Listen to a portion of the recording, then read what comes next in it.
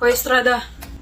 Hindi kita gusto ko sabi niya mo may uhog daw ako sa noo tapos sabi ng mga blockmates natin, ang pangit daw ng drawing sa school. Estrada. Oh, 7 plus 3 is 73 tapos nagbago na raw sabi sa science. The more you subtract the number, the more you hate the love. Oh, Estrada.